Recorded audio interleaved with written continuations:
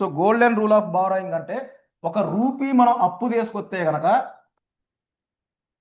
Golden rule of borrowing ఒక rupee మనం అప్పు తీసుకొస్తే గనక ఖచ్చితంగా మనం ఒక 100 రూపీస్ కనుక డెప్ట్ ఒక స్టేట్ గవర్నమెంట్ సెంట్రల్ గవర్నమెంట్ చేసిందంటే ఈ 100 రూపీస్ ఖచ్చితంగా అసెట్ బిల్డ్ చేయడానికి మాత్రమే వాడాలి, రెవెన్యూ కన్జంప్షన్కి వాడకూడదు.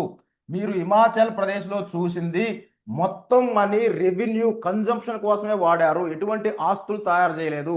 ఆస్తులు తయారు చేస్తే గనక ఇవి ఇన్కమ్ ని ఎర్న్ చేస్తే ఈ ఇన్కమ్ తో వాళ్ళు అప్పులు తిరిగి పే చేయగలుగుతారు. రెవెన్యూ ఎక్స్పెండిచర్ లో ఇన్కమ్ జనరేట్ అవ్వదు, it's only administrative and consumption expenditure. So Telugu రాష్ట్రాల్లో ఆంధ్రప్రదేశ్ అయినా తెలంగాణ అయినా మెజారిటీ అమౌంట్ కూడా రెవెన్యూ ఎక్స్పెండిచర్కే వెళ్తుంది. ప్లస్ దాన్ని బేస్ చేసుకొని హై బారోయింగ్స్ అనేవి చేస్తున్నారు. ఇది రాబోయే ప్రమాదం. So this is all about the Himachal Pradesh. ఈ ఇన్ఫర్మేషన్ మీరు యూపీఎస్సీ మెయిన్స్ ఆన్సర్ రైటింగ్లో వాడచ్చు, ఏపీఎస్సీ మెయిన్స్ ఆన్సర్ రైటింగ్లో కూడా వాడచ్చు. దిస్